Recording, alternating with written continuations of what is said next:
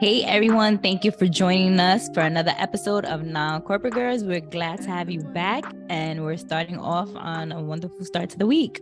So let's get into it. Yes. Oh my goodness. So this episode is 119. Can you believe it's been 119 episodes and we're like almost done with the season? How are you feeling about that? I can't believe it. I'm like, wow. We look forward to planning our episodes and like recording. And now that time is going to be, substituted for something else. Of course, growing the business, but it's right, because there's a lot to do, but there is a lot to do. And it like that's going to be the real work that needs to be getting done right now. So the content will come. It's going to be in a pause. Like we have so much content, and this is why we need to do this. Facts. So this episode is called Unlearning Your Learnings, Redefining How You Pivot. And, as we talk about all the time, pivoting is our most used word on this podcast. It's what we do. I was like, if we had to describe our business by one word, it'd be pivot. It would be. And so this topic, just to give a little bit of context, this topic kind of came up because you and I were talking, as we do many times, on just like growing and healing and the evolution of us being people. And what does that look like as it translates to like our relationships, whether that be like coworkers, family, intimate partners, friends, what does that look like? And sometimes, it could look like we've talked about, being seen as one way or coming into a said relationship one way for how many years, etc. And people seeing you in that light versus you've evolved past that. And maybe you don't even identify with that role anymore or anything, but somehow you're the tribe of the people you're with still consider that. And what does that look like? How do you like move past that, I guess, is the thing that we're talking a lot about. Well, like now as I'm like getting older and like I feel like learning myself and just the dynamic relationships. Remember the conversation we had about like marriage, and for it to work, you have to like fall in love with that person over and over again as they evolve. I don't think I ever thought of friendships that way, but it's kind of the same thing. And as you grow and the more you learn, and it's like the more information you have, you are subject to change. And that information could be in the form of new learnings, going to therapy, unpacking your shit, and all those experiences. And so, of course, I'm probably at one point, if I'm really implementing, those learnings, I'm not going to be who I was 5 years ago, a year ago. That's the hope, right? We want to change for the better. And so it's very interesting because one of my friends, like in our group chat, we will be making plans or whatever. And she'll say, oh, I'm down to do this, but I'm not planning. Like I'm not doing the logistics. And I don't think, when she said that in my mind, I'm not thinking, oh, she's in her season. It's just something that she naturally said.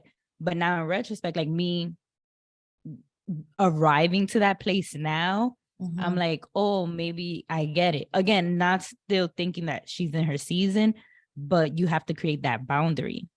And so it's just interesting because also when you're used to showing up in a way and you lean into that way always, even changing it and doing something different for yourself, it could be uncomfortable, right? Because change is not the easiest for people. Now we would just change and do away with things so much quicker.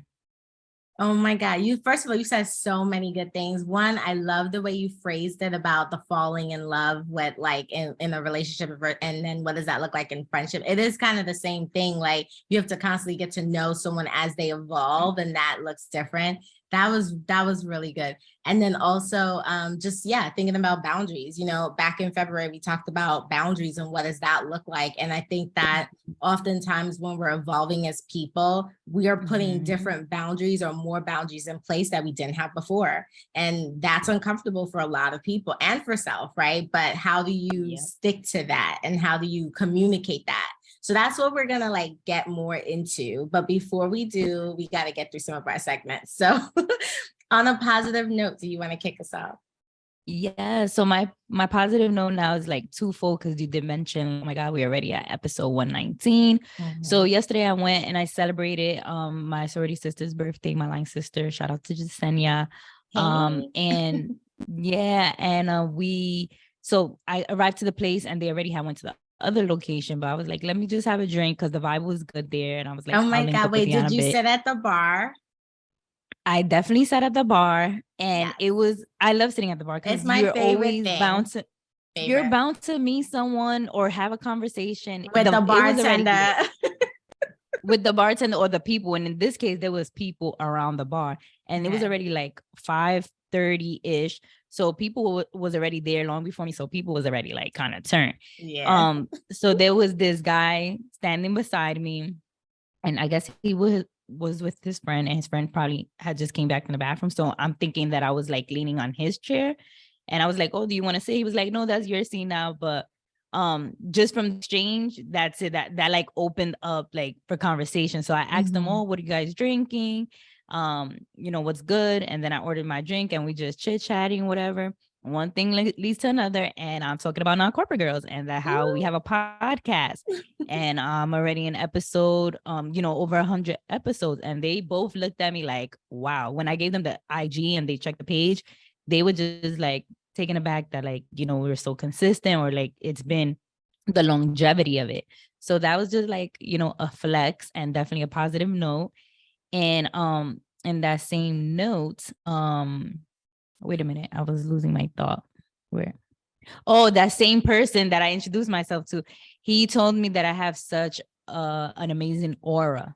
And I felt I like love that's like, and I that. told him that is like the highest of compliments anybody could give me because I really truly try to enter spaces and leave them better than I arrived. And Mhm. so, he didn't know me. Like I was, very polite. Other women probably would have been standoffish or whatever. I didn't feel like that was the type of energy that needed to be exchanged. They were cool, respectful. We happened to both know the owner of the place. So we kind of get on that. But it was cool. They were educators. Very, very like dope men. And it's just good to meet other people that you don't know and just speaking about non-corporate girls and it was like a proud moment because again for us we do this and it's like not whatever but I feel like sometimes for me it it it it's a thing that's natural so I don't know if the right word is to say downplay but sometimes I feel like we don't give it as much credit because we're frustrated with other aspects but then other people hear it and see the outcome and the output and they're like wow like that's pretty dope. So Okay, that was definitely so a positive at note. when to all of that. Okay, that's all I'm gonna say. At when to all of that because and it's a good segue to my positive note because looking at the small wins, that is something that I'm trying to like look at in this moment because to your point, Mhm. this is not easy. Like, I mean, and I feel like I know we talk about this a lot in the pod and stuff. And yeah, we do have a lot of challenges and we be hella frustrated, but it's not easy to be Mhm. consistent and have longevity like we do. And so Mhm. we do need to like have a flex and amp ourselves up sometimes about that because Yes. it's hard. Did you see that article? I know I'm like derailing, but did you see that article I sent you? It was this guy talking about like the myths of podcasting. Yes, I definitely read it. It was so good. And I was like, boom, we do that. Boom, we do that. Like, I felt So really good and good. assuring. And one of the Hmm. things that he said was that, people start, but they never take it far. Like they just don't because people have this misconception of podcasting. Like they think it's so easy. It's not easy. It takes a That lot of work. anybody could do it.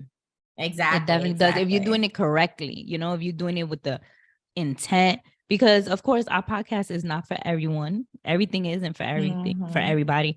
But our approach and the people we are for, we know that we're coming correct for y'all. We know we showing up. We know that we're providing the resources. Like we are a go-to platform. I don't care what no one says. That's that part. So yeah, so thank you for calling that out. So that leads into my positive note of me just really taking into stock all the things that I've done, especially over the past 6 months.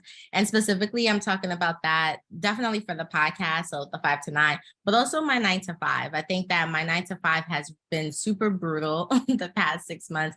And there's just been a lot of work. It's been a lot of overwhelming feelings, a lot of things to happen and get done. And I feel like I haven't taken a moment to step back and like, to your point, other people have been like, oh, great job. Were you doing this? And I haven't taken a moment to be like, damn, like I really did a lot. I produced a lot of shit, you know, I really did. And then, so that's something that I was sitting with last week. And so that is something that led me to take a week off vacation because I deserve it. And it's not that I'm someone, you know, us, we take vacation, but I've just been so busy that I haven't thought about it too much. And I don't even know if I'm going anywhere, but like I'm taking literally like a week off from my like 9 to 5 so that I can just breathe, honestly. And so I feel really good about that. And just the last week in April. Okay, cool. The last week in April. And then, so I feel really good about that. And then just another quick positive note is I've been feeling super stressed, overwhelmed, but also kind of like down. And so I was like, how, you know, we talk about this a lot on the pod too. How do you get yourself out of these moments and things like that? And so I randomly decided like the other day, I was like, I'm gonna take a kickboxing class again. I was like, I feel like I need to get back into some type of movement. And if I can fuck some shit up, that'd be cool too. In the process, and people stay safe. People stay that part. So I started, I found one in my area and I started it last Friday. And I'm so proud of myself because it was so hard. You know how I am with working out. It's so hard to like get up and go somewhere. But like I went Friday, I went today, like early in the mornings before work. And I'm so proud of myself. So I felt really good about that. I'm hoping that I can keep up this momentum of like these early mornings, knock out, get that adrenaline going, and then be here. So those are charged for the day. Exactly. I love those. I've been definitely looking up of kickboxing. I found one, I think it's kickboxing and regular boxing around where I live. So I'm looking into it because I've been wanting to do specifically that as well. So I'm hyped. They have like a introductory membership. Yes. Okay. So mine did too. Yes, you should totally do it. I'm like, it just feels good to feel like you're moving and also like working towards something and it's not like your typical like cardio. You know what I mean? I like different stuff. So I feel like it's a good balance. Yes. And lately I've been already going on to like 2 or 3 week streak of doing Peloton. Like the days when I'm at my mom's house, I've been doing Peloton. So I've been getting active. That's good. More recent, like sticking to it, like at least 30 minutes on the bike, at least. And Peloton will humble that ass because Peloton, it's pretty intense, like the workout, but it feels good. Like my sister says, like you always bitching and screaming like to work out, but there's never been a time afterwards that you don't feel good about it. And it's so true. It's like just getting through it. Okay, Liza's hilarious, but yes. Liza is hilarious. Liza will gather you. She will. But wait, you reminded me of another positive note of mine as well. Like there was some things that came up this week that was pretty cool. So I also was able to go to a meet and greet of Omi Hopper. She's cooking with Omi on Instagram. I am obsessed with her. She cooks Puerto Rican dishes, like very authentic. And she just reminds you of like your cool big sister, your cool auntie or whatever. And I was following her during the pandemic. And so now she is a contestant on Next Level Chef. And so she's been doing like a lot of media runs. And so I actually went to Chocobar Cortez, but I didn't eat there. Don't worry. I didn't cheat on you. All I had was a hot chocolate. I just went literally for the meet and greet. But I told you could indulge. No, because we supposed to go together. So I didn't do much there except meet Omi. I got to give her encouraging words and just tell her like, you know, I feel seen by her. And she really keeps me connected to Puerto Rico, especially through the food, because I learned a lot of recipes from my grandma and I still try to hold those near. And anything like other things that she hasn't teach me, I feel like I've learned through Omi. But I bring this up to say that, so when I was on the line, I had done my research of like who put this together and whatever. And so I seen the events company who put it together. And so I introduced myself because he was in a management company. You know, I'm always looking for a new opportunity, putting myself out there. So I felt like I took a page out of my own book from back in the day when I would go to events and network and like, you know, just let people know like what my not my experience, what like skill sets I have to offer and how we could connect or partner down the line, you know, and just introducing yourself so people could put a name to a face. So I introduced myself to Blue of Blue York City, and he was just impressed. Like I knew some things about him that's like, if you don't know me personally, like how do you know this kind of a thing? But it was not in a creepy way. It was more so like you did your research. So that was one, and that was one aspect. But then also being there, I bumped into Urban Hivaro. He's a OG blogger from back in the day. He actually was the keynote speaker at one of my sororities conventions. Okay. And he also knows one of my sororities that she's also a blogger, Be Chic Magazine, Mercedes Sanchez. I met him through her as well. So we reconnected at the event, and I was just letting him know also I'm like looking for opportunities. I'm putting myself out there. I would like to reconnect. And I let him know like how we knew each other. And he remembered, like, you know, it started jogging his memory. But it was just like, sometimes, right, we think that certain things don't matter, but then they come back full circle. Like walking away from there, I was super proud that I had my master's degree. Walking from there, I was super proud that like I know how to network, speak, advocate for myself, initiate a conversation, approach people. Like these are things that for some people is really difficult to do, and it comes with time. But I am so confident in myself that I went there and like just my presence and my stance was like, I'm somebody you should know as well.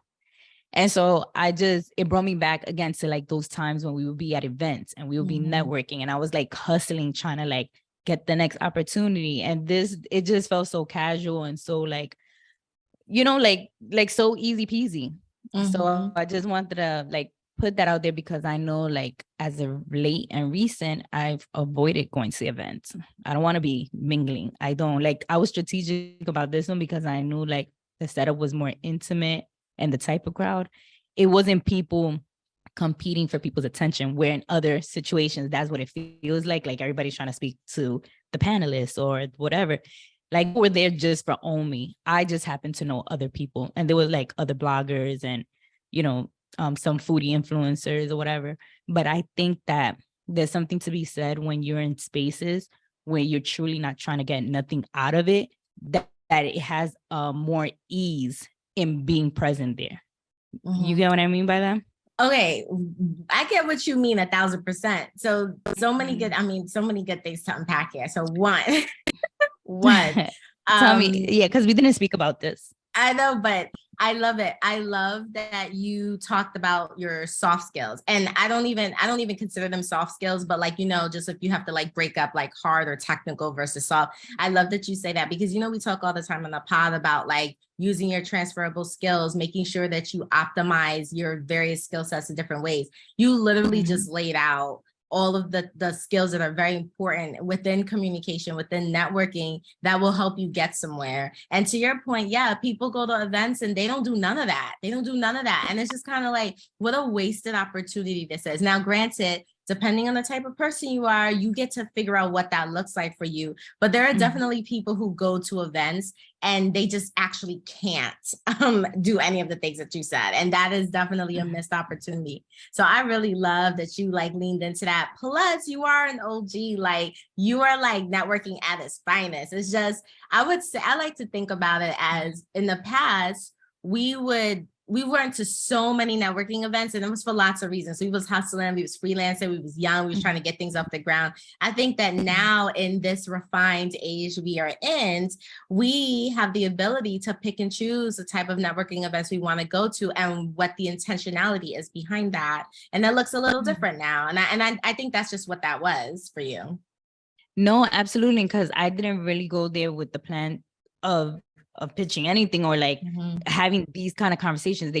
It was so organic and genuine and like a catch up, but it was just the fact that I was able to carry through on them. Like, and I didn't stray away, because I could have not approached him or go up to him and tell him, because I was like, hey, remember? And you know, because he didn't see me, I saw him. So that was one. And then also with me being on the line, like, go ahead. What you? No, I was gonna say, but it's also not your speed though. Like, you know what I mean? Like, you're the type of person, and we're the type of people. We may have the one moment where we're like, do I really want to like go talk to this person? But in ideally in any situation, we're just naturally those people. Like, we're like, oh, I see this person, let me just go over there. Like, it's innate. It just happens. You just kind of gravitate. And the reason why I was saying I like was proud of having my degree and because you know how sometimes you feel like college and certain things, I don't like that they don't matter. Or like I'll get back my degree or whatever. But we talk about that all the time. But honestly speaking, the spaces that being in college has allowed me to be a part of is because I went to college. And it's like that's something that's priceless, because I met my sorority because of college. There's certain things of where you can connect with people on a certain level, and it's because y'all went away to college or y'all know each other from a college experience. And it just made me have like an appreciation for that journey or that path, because it would look really different if I wasn't a part of it. Yeah, no, I echo that too. I mean, it's also one of those things looking back, right? Like when we were in it, especially college, grad school, all kinds of stuff, you know, we had all these thoughts, but looking back, it's like these things actually matter, but also they really matter because of how you use them, right? Like all of these things are tools for us. It's really up to us to optimize that. And it sounds like you're saying this is what you do and this is how you've been able to do it in your life, like your career, your life. So I think that's beautiful. Yeah, so that was my positive note. I definitely felt like I had to expound on that. Facts. This is like one of the longest times we've gone like in on a positive note, because sometimes we're like, oh, it's easy, but sometimes we go in. So this is one of those times, but I love everything about it. All right, so let's switch over to a hustle spirit. So we can start with the luminary thing. So we're so excited because, you know, we are a Max and Luminary Fellowship members, and we were able to attend the Luminary annual summit. It's their second annual summit. You know, they're a startup. They're only about like 3 years old. So this was really exciting because we got to be in a room with, I think, over 600 people in person and virtually. Yeah, really just kind of meeting people. And it was really cool. And then also for anyone who loves Non-Corporate Girls and follow us, we also had the CEO and founder of Luminary on the podcast for episode 118. So that was also a really great thing. And going back to what Delaila was just kind of like sharing out, like being able to network, being able to like do these things. This is how we solidify these things. And so it was a really beautiful experience all around, I think, right? No, it definitely was. I was going to say, definitely subscribe and sign up to our newsletter, because we have an amazing recap in our last issue that just went out. So definitely check that out. It was just a great experience being around like-minded people. And that's what I was going to say. The difference with like being at a Luminary event versus like that meet and greet is that the expectation at the Luminary event is to put yourself out there. Even Kate, she says like, speak about your business. There's not like a limited amount of time to like tell people what you do. Like keep on reintroducing yourself, find people, like build out your community. So the preparation was different. Whereas this, it was just like, it was right on the spot. Like do it. You have the chance, take your chance or whatever. But Luminary, we got to meet amazing people. And I just feel like me and Ayanna after events like that, it just be a real testament to like the work that we're doing. And we be looking at stuff like, we know, like we got this in the bag. I don't think we really question ourselves, but we do again get frustrated with like where we feel we should be in life. And I think as a business, it almost reflects like, I guess, like our individualism, because we also feel that as individuals, like we feel we want to be further, or we're working towards certain goals. And as a business, we have like those same pressures that we put on ourselves. Yeah, so all that. And also, like, I was just cracking up because to everything you said before about being individuals and like the confidence that for the event that you went through, the confidence that you had, etc. I'm like, we've never been not great at working a room. We know how to work a Ever. room. We may not want to. It may Right. take But I know how energy. to switch it up real quick. Yes, but that energy goes in real quick and like we make it happen. Exactly. So that was just such a great takeaway from the Luminary event. And then the next thing we want to talk about for House of Spirit is highlighting a few people from the screening, right? That you went to. Yes, so I went to a screening. It was really cool. It was at the AMC Magic Johnson Theater. This was last week on Thursday, and I considered it a solo date for myself. Plus, I always Love had that. planned to go see. Yes, I had. It was a great evening. I already had plans to go watch the movie before I found out about the screening, and it was going to be a solo date. And I figured, oh, why not go and be and see it in community? But also because after the screening, there was a Q&A with Tiana Taylor, A.V. Brockwell, who is the writer of the movie, and Dapper Don. So they just asked Dapper Don was invited because he's like a cultural icon in Harlem. And he was also viewing the movie with us, but also just getting a take on Tiana, like how she had to prepare for the role. What was it like for her? You know, we know her artistry is thebomb.com, but her being like a main character and having to get into this role, it was just dope hearing her journey. And then from the writer A.V. Brockwell, like why she chose to write this coming of age story and what it meant for her. And she's originally from Queens. And the fact that she was able to like capture the essence so beautifully of like Harlem and just of New York City. Anybody from New York City growing up in the 90s, you will appreciate this movie. It was so dope. It was like a letter to yourself, to your mom, to your friends. Like for me, my takeaway was just having empathy. Like it made me think of my cousins. It made me think of my upbringing. It made me think of like just so many things that was like fucked up for us and how we still turned it into something so beautiful and made it work and are resilient and amazing despite of, because in some fashion or form, you're going to relate to this movie, whether it's just like the everyday hustle or like the storyline itself or just the characters and, you know, how they weave life into the movie and what they bring up. Because I think even if I watch it a second or third time, is gonna bring up something different. Right. Like you're going to pull out some other things. Yeah. And I'm not getting too much into the questions because I don't want to give away anything about the movie. So I was being strategic on that. And just so for everyone to know, in case you haven't heard of it, the movie is called 1001 and it's featuring Tiana Taylor. I said all of that without saying the movie's name. I'm dead. I'm sorry, guys. It's okay. I was just so passionate. It was so good. It was so good. 1001. Go watch because it. There's somebody listening that's like, I didn't hear about this. So here you go.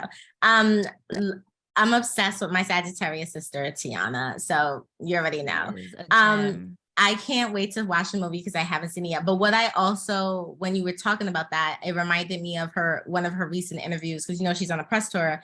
I can't remember what show she was on, if it was Jimmy Kimmel or the other one, because I feel like I confused them, but I can't remember which one. What it was one of them. She talked about why she took this role. And I don't know if she mentioned it at the Q&A too, but I love that she was like, I've done things, but people always shy away from giving me these type of things because they feel like, I don't want to say pigeonholed, but they just feel like they've never seen her do something like this. And so they like, can she do it? Does she have the chops for it? And she feels like that's what she's always questioned. And so she really wanted to lean into something like this so that people can see her range and what she can do. Her ranges. Oof. And I know it is. And so I was so excited when she said that, because I'm like, people stay putting people in boxes. It's just like, I just don't understand. It's for their own comfortability and limitations on themselves. So it's like, if I'm limiting me, I want to limit everyone. It's a thing of self. It has never anything to do with the other person. And, So I love that. Shout out to Tiana Taylor. Maybe one day we get to interview her. I don't know. That would be amazing. She seems so approachable. Oh, and one thing I will say that she said, and I was all for, is she's really big on sisterhood and like people coming correct and really like pulling the next person up. She was like, all these fucking empowerment. She curses a lot, but I'm here for it.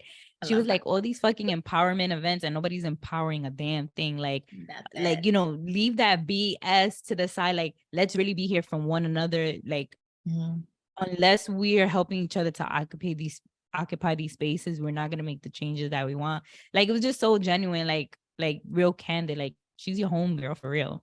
She is. I love her so much. I love her. Yeah.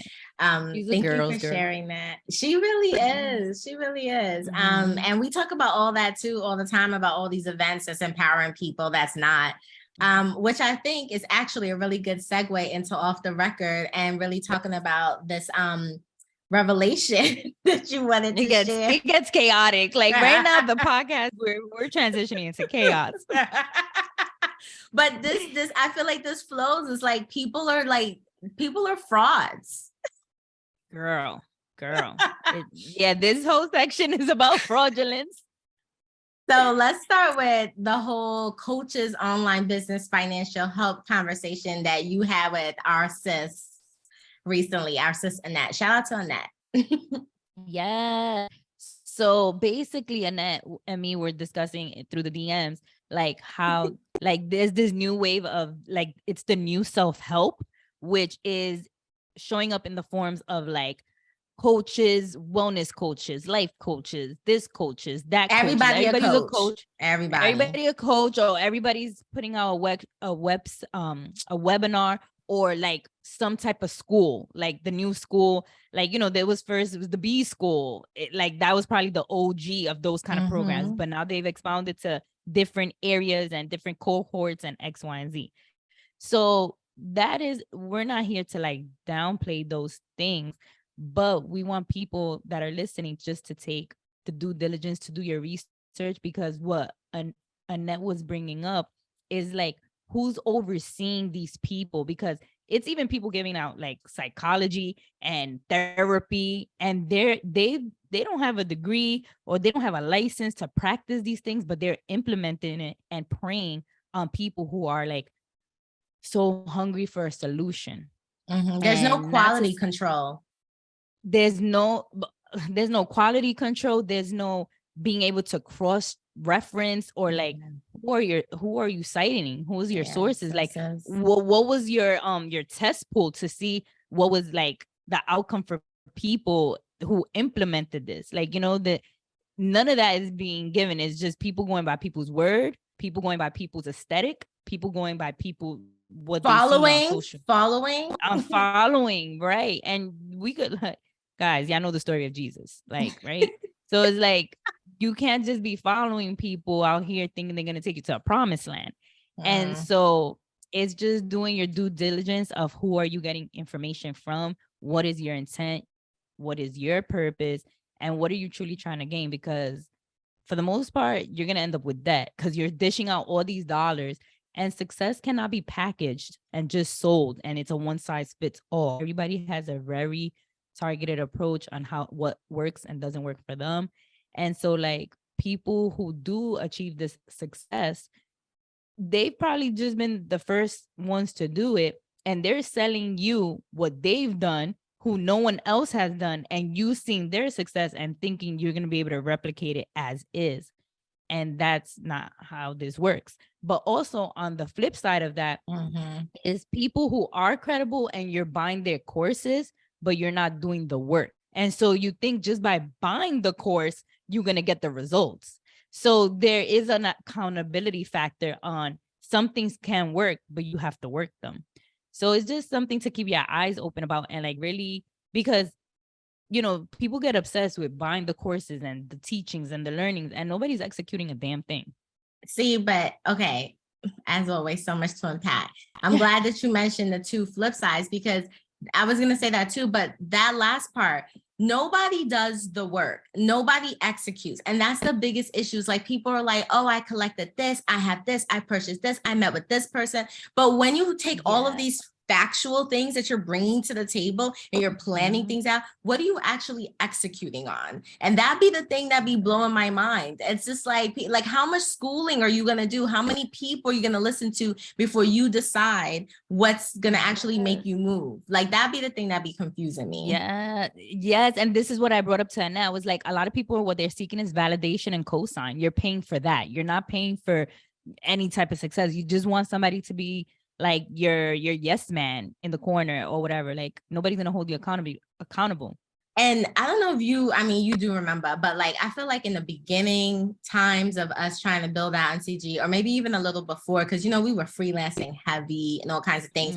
We talked a lot about validation, right? And what does that look like? And it has to definitely. We have an episode on that, so people gotta check that out. We do have an episode on that, but like it's like that intrinsic validation, because you have to be able to validate yourself when no one can, for sure. And external validation helps and it matters, but that intrinsic starts first. But I think the conversation you and I had way back was like, because we didn't feel that internally, and we definitely weren't getting that externally, it was hard for us to position ourselves as like the expert or feel like we knew our stuff, because we weren't getting that, right? And it's just like, at what place do you get to that point where you do feel that way? Because the more times that you're reaching out to someone, taking a course, paying for this, like it's not going to help you, to your point, you're just trying to get someone to tell you yes, or get someone to tell you that this makes sense, when actuality, you already know that. You already know what you need to do. It's internal. You're just actually not doing the work to tap in and figure that out and make moves on your own. And so people are out here just spending money, following people. It's like, it's a cult. It is. And that's what Annette called it. Just like shout out to Annette again, because Annette she's always she pushes the envelope. There's a lot of things like people don't want to admit to the things that she brings up, and she be having valid points, but again, sometimes it's the unpopular opinion or whatever. But she's not afraid. She's not afraid. No, she's not. And it caught my attention, and I totally seen it. I never dive into this topic as much, but subconsciously I've thought of it. I'm like, wow, all of these things, like this is how like influencers and certain people are like making their money right now on social media. It's evolved to a thing, but it's already like superseded even like a bigger beast. Because what I told her was like, as long as the internet exists, that will exist, because that's like trying to tame a beast, and the beast is the internet. But to your point, though, it's really about doing your research. It's a couple of things. It's about doing your research and knowing what, like you laid out perfectly, what your intentions are, what your plan is, etc. But then also there has to be a point where you decide that you can move forward on your own. You decide that you can do the work. Like you decide that you don't need all of these other things coming in at the left side. So I just think that it's important, because everybody's a coach. And it's so funny because I was talking to my life coach and I was telling her, shout out to my life coach, because everybody needs a life coach, I feel. I was telling her that, like, I feel like people look at me and they think like, oh, they want to call me like a coach and things like that. I was like, I don't like the word coach. I'm no one's coach. I don't want to be that. And I was like, and I feel like there's a lot of like, I don't know, meaning around the word coach that doesn't apply to everyone. And so I would never want to be a fraud out here. You know what I'm saying? Like what teaching? Because it's one of those buzzwords. I don't think being a coach is what's problematic, but it's being used as a buzzword. Because when you think of coaching, like I think of like sportsmanship, I think of like coaches being able to bring out of you what you don't see in yourself. Yeah, like your life coach. Yes, or even like I automatically think like a sports coach, like in basketball, football, like they know how to tap in and just bring like unity together to follow through on a play. So that's all positive. It's just when you're using it to like, you're like preying on people, because what you say, like there's some people that are good shit talkers. They just are. Like it's the gift of gab. For some people, they can make money on it. But again, that's why you need to have your due diligence, because if you're somebody who's operating out of that desperate mode or seeing someone's success and wishing it for yourself, you're going to fall into that pitfall of just making all these unnecessary expenses. when you're not even ready for them. Because a lot of people want shit that they're not even ready for. That part. Like but wanting there's PR and you don't got a brand. Remember we spoke about this? But that's the thing. There's no like vetting, right? It's just like, this is why anyone that comes to me, because people be out here with vibes, moving on vibes. No, you got to fill out an intake form. I need to understand what you know, because you may not need me. We may not be there yet. And you see, that's where you differ, because you will let people know, like, you're not here yet, but when you are, this is the things that will help you to get ready to come. But there's people that will just taking people's money. Yeah, exactly. No, I know. And so those are the things that Annette is saying, like, who's overseeing that? Like, is it that BA? Like, who looks? Yeah, like, you know, the internet, and that's the problem. Yes, it's the problem. It's a zoo. It's a zoo. It's not regulated. That's the word I was looking for. Regulated. It's not regulated. All right. Well, speaking of zoos, can we have to talk about Love is Blind, because I mean, everybody has been at me, because I need to catch up. Maybe I watch that tonight. Girl, like, so for anyone who watches Love is Blind and currently watching season 4, this conversation came up because it is truly toxicity at its finest. And we had to talk about it, because I had shared this post with Delaila on R29. So shout out to R29 Unbothered, because I love following them.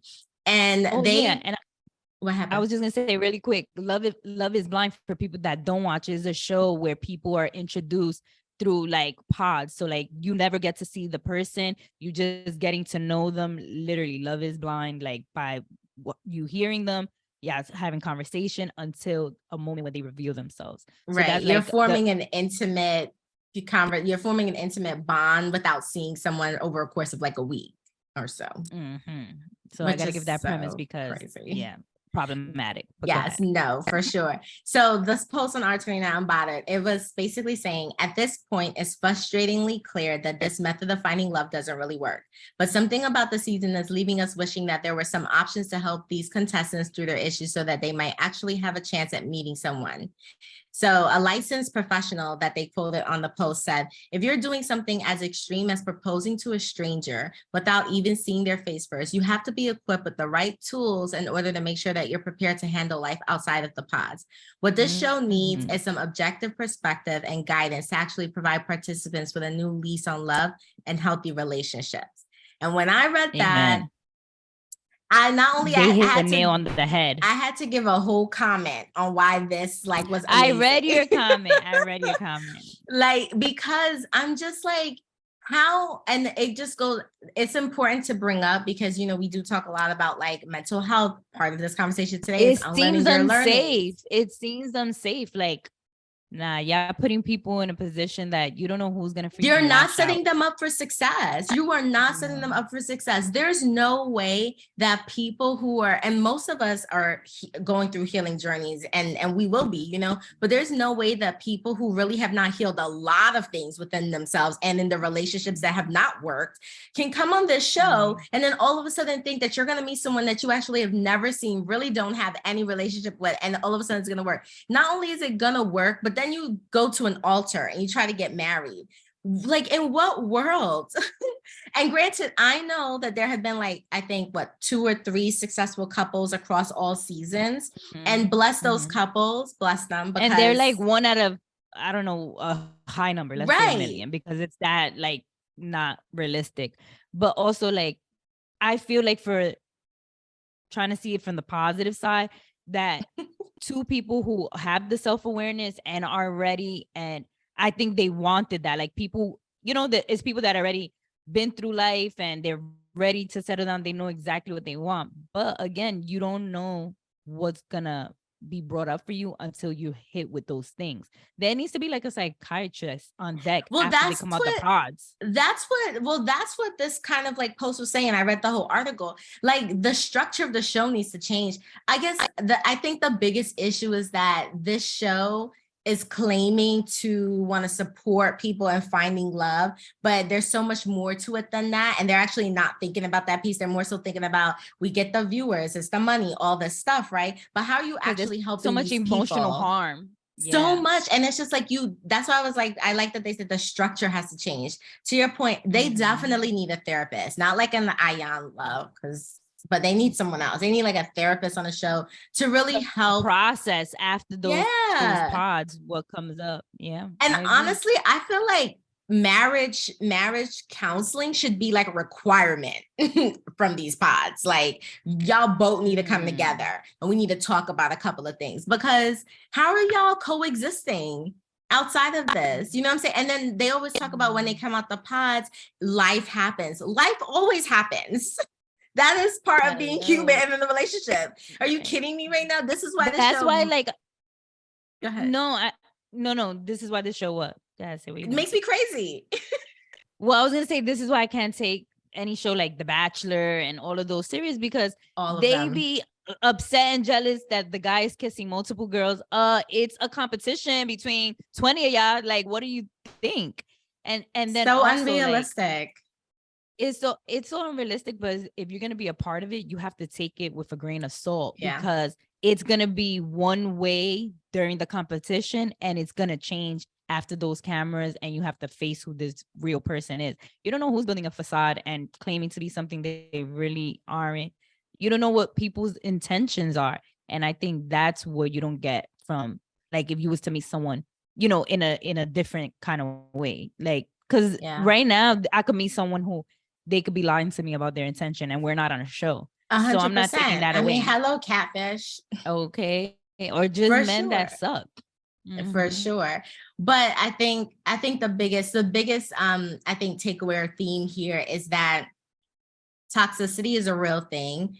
People have a lot of baggage or generational trauma or things that they just haven't healed. And they're literally going or trying to go into relationships with this. And it doesn't matter if you're on the show, it doesn't matter if you're in real life. It's just a reminder that, like, as a person, you have to kind of work through some of your ish first before you can actually think you can bring this to a relationship. And I'm not saying that you can't be in a relationship with someone, y'all are both working and healing and growing together. But I think there's different places that people can be in their lives before they actually come together, because there's a lot of people who just got a lot of stuff that they just not dealing with, and it's just weird. It's just like, how are you messing up what could have potentially been a good situation for you because you haven't actually dealt with your ish? That's just a waste. It's a waste of a person. So like, then why are you on the show then? Like, why? But it's the awareness though. They think they good. They think they're good. They're not. Not the whisper. I'm literally watching the show like, do you not know you have problems? Yeah, like at this point it's delusion. Y'all are delusional. I hate it. Okay, we gotta move on. All right. We will. But if you do watch Love is Blind, just let us know your thoughts in the comments, because you know we always like to talk. Yes, we chatty about these things. I know. All right, hashtag obsessed with. So this kind of goes a little bit into the topic too, but our hashtag obsessed with this week is Dr. Mariel Buqué. Am I saying her last name right? I think it's Buqué. Yeah. Okay. Buqué. She's a Black Dominican. So shout out to Dominicans. Columbia University trained psychologist, intergenerational trauma expert, and the author of the book Break the Cycle. It's a book that focuses on healing wounds of intergenerational trauma. I mean, when I say that everyone should probably get this book, everyone should get this book. But I love her because one of our guests, shout out to Janelle. We've been doing mad shout outs today, but shout out to Janelle, who was a guest on our pod, and she's friend to the brand. She had mentioned her for her hashtag obsessed with, I think, a season back. And I started to follow her ever since then. And I love her energy. I love her flow. During COVID, she used to do sound baths, and I used to tune into like her lives, and everything about her is just light. And I just love what she brings to the world for who she is, you know? She's a feel good little piece of the internet, like a good corner to find on Instagram to, you know, just release and feel seen, and the content she shares is definitely transformational. It really is. And why I love her is because she focuses a lot on intergenerational trauma. And we talk a lot about that on here because we all struggle with it, right? We all struggle with it. It's this is kind of what we were talking about with unlearning your learnings, right? How do you, where do these things stem from, right? Like, how did we become that person 5 years ago and have an evolution now? Like, what has changed? What are we doing differently? So she just brings a lot of gems. So for anyone who is interested, follow her on Instagram at Dr. Mariel Buqué, and definitely check out her website, get that book. I think you're on the wait list right now because I think I am. But I think she's going to have a lot of gems in there for us as we continue like our healing journey.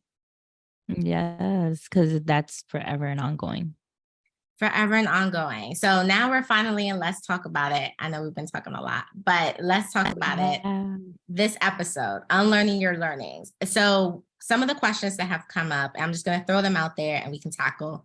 How do we show up as our new self in spaces where people are used to us showing up as our old self?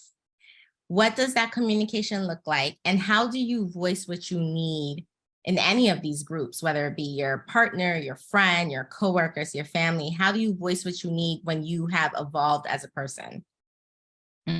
These are all so good.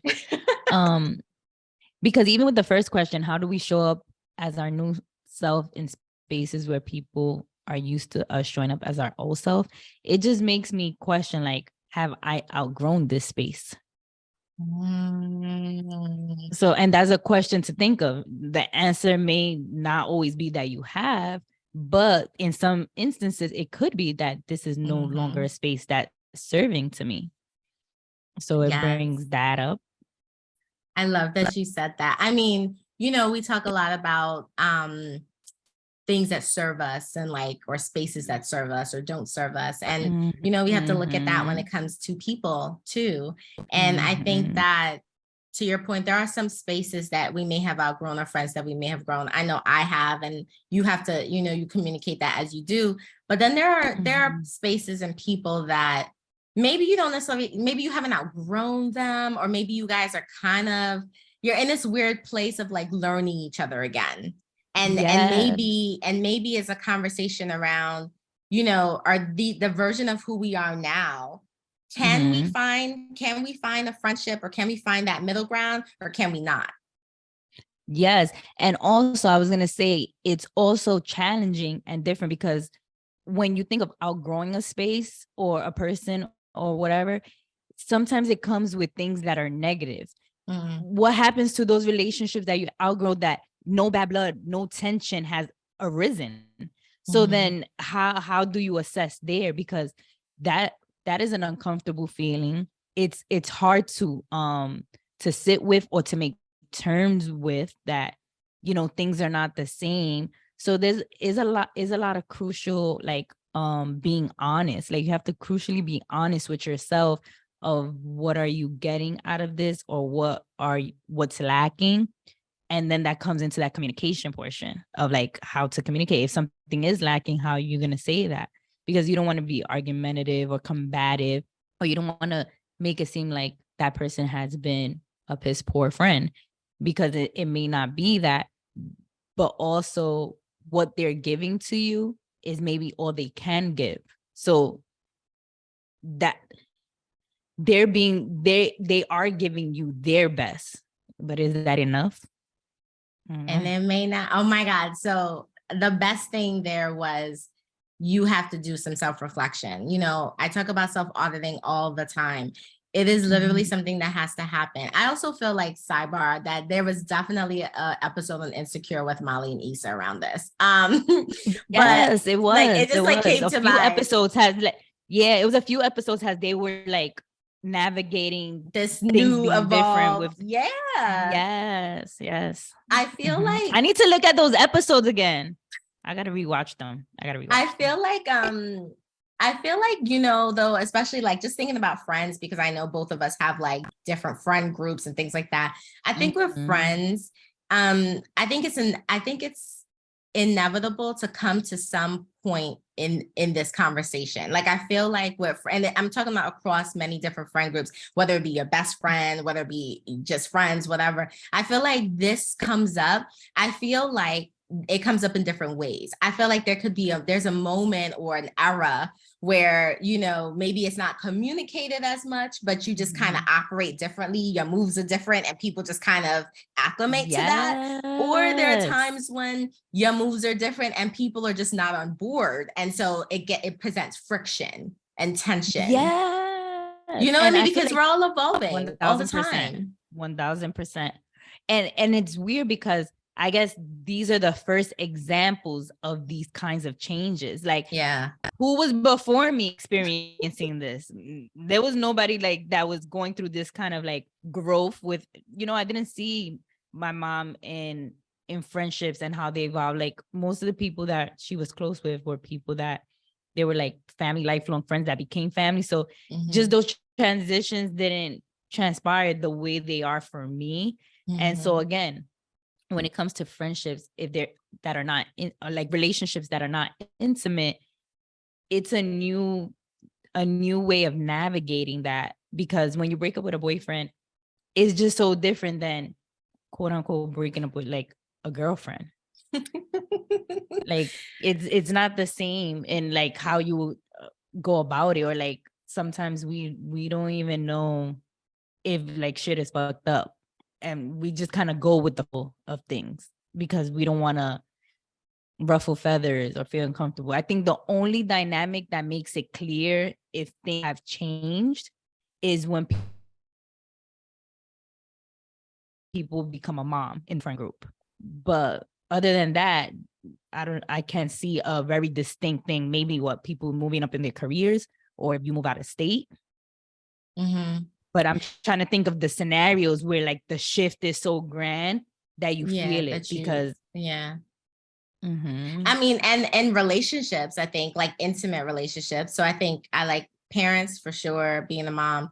But I think intimate relationships, when whatever happens is so big, you see it. I mean, hence that's why divorces happen and things like that, because people have grown into two different people and they don't even recognize the same person anymore. Like, the person you met 10 years ago is not the same person now.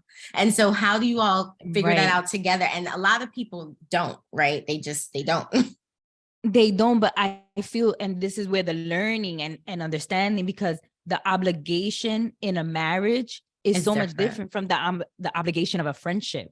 Like, not saying that we don't owe anybody, there should be respect, but there's a different type of thing that ties us there than you in a marriage. Like, the marriage, I took those vows, like, should be showing up and things should be communicated. That's like, that is what y'all signed up for. Whereas in a friendship, not saying you fell into this friendship, but like as you evolve, there's really no terms and agreements in friendships. I mean, there's not there. I mean, not in written, but there's like not written terms and agreements. Yeah, like, there's not like, written, like loyalty and like, things like that. But no, I get what you're saying though. And I mean, I guess that brings the question of how do you communicate when that's the part. But I think it depends on the type of relationships, because I think that like you communicating, I think it depends on the type of relationship, who the person is or persons, and also where they are in your friend spectrum, honestly, because you could have a group of friends that, like, for example, your college friends, let's say, if you have a group of college friends, we all do, that we still vibe with, we still hang out with. How important are they to you? Are they, if they are like your core people, they're really important to you, you're going to have a different communication level about your transition. So if you were like, let's take an example, you were the planner of the group and they always lean on you to plan, maybe, you're kind of like, I'm not going to plan anything, but there's also like 5 of us, and you kind of just, you can, I don't want to say fall off, but it's just easier to kind of get out of that versus your best friend or your tight homegirls that you are with, and you're always the planner of the group. That's a conversation, because one, y'all probably hang out more. 2, their opinion or what they say in reference to you planning could probably bother you more, because it's like you feel kind of taken advantage of, or whatever. And so I think that's a question, like where do these people sit in your I don't know, your spectrum. And then I think that is Mhm. how you would communicate to them. I was also gonna say the need, right? Because if I like going back to the example of the planner, just because we were saying it, like, so if I'm no longer the planner, like, I guess like the importance of the friendship, does it depreciate? Or like, because again, now we're changing the dynamic of what kind of fortified this friendship. And I Mhm. think that's what's also challenging, like just understanding, because as you start to unlearn your learnings and evolve, there's certain things where you probably felt that was a healthy relationship all these years and it probably never even was.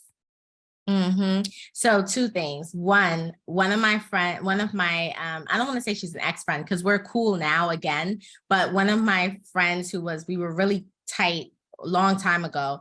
We stopped being friends because I had to have a moment where I had to tell her about herself, because I was tired of being the one who always initiates a hangout, because it was easy for me to do. I'm the type of person, it's fine. And it just felt like it was very one-sided. And I don't want to say, and she's not a bad person. She's not a horrible person. I have lots of love for her, but she's just not that person, right? And so the way that we both showed up in a friendship was different. And I realized at that time, and this is years ago, I realized at that time that the way she was showing up is not the way I want to be with a friend. And so it was no bad blood loss or nothing, but it was just, we had to part ways because we just weren't on the same wavelength.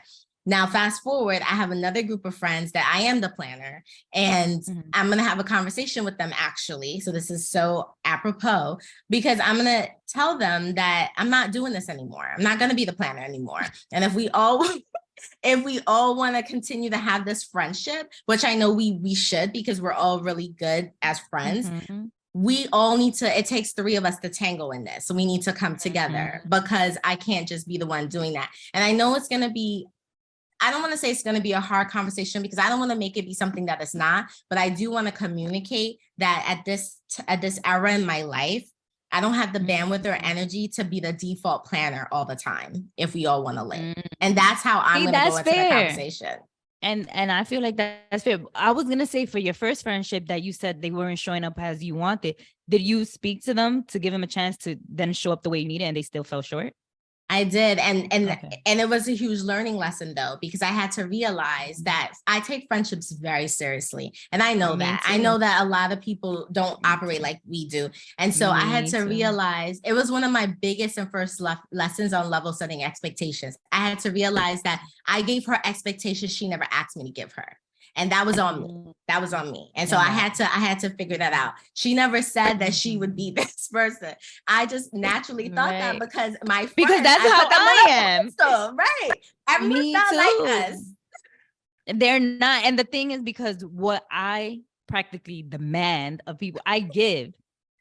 I'm like the coolest friend ever had, but I give and I give. And I'm just like, nah, because the moment I fall to the wayside is like, I ain't hearing from y'all. So it was it one-sided, but silence speaks loud. Silence speaks loud. Yeah. So it's just so interesting, because we're becoming like adults where, like, it's being an adult is compounding, right? Because when we're younger, it's just very simple. There's just these things we have to worry about. But as we get older, there's more things that get added to our plate aside from our careers, but just like the dynamic, our parents are getting older, illnesses, our priorities change. Priorities change.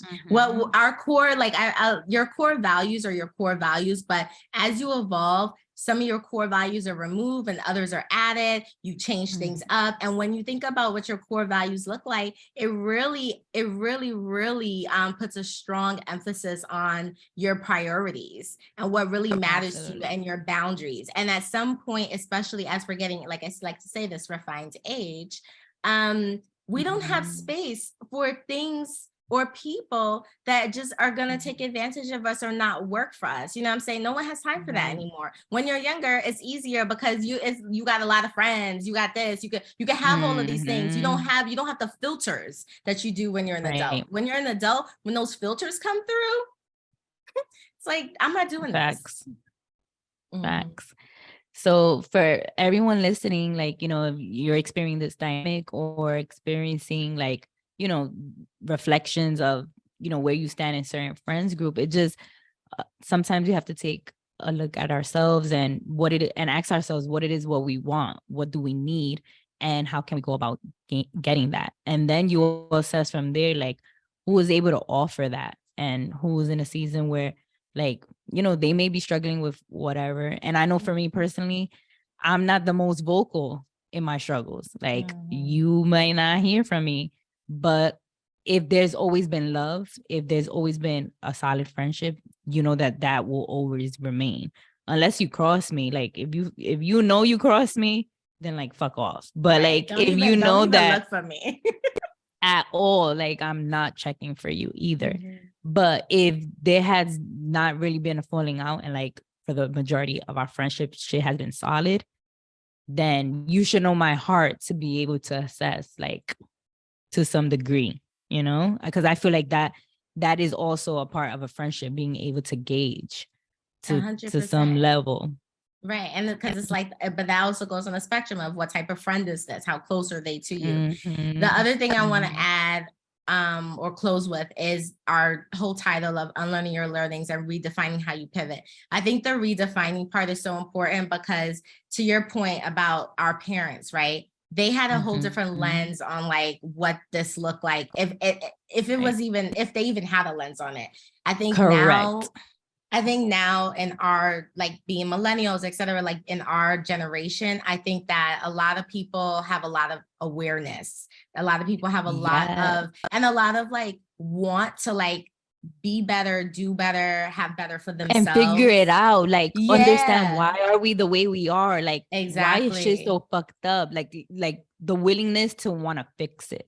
Exactly. And I just want to call out that like whatever that looks like to you is whatever that looks like to you. There's no book, there's no rule book on this. You get to define what that looks like, and it doesn't have to be conventional, you know, like you get to have you get to decide what this looks like. So I just want to encourage people, because a lot of times we feel like, just kind of going back to like the communication, how do you talk to your friend about this? Like, you know what I'm saying? Like however you want to communicate that, whatever's on your heart, whatever you feel, that's what you say. That's what you say. Yes, I 1000% agree. There's not a right or wrong. And the people who are your people will stick beside you. That part.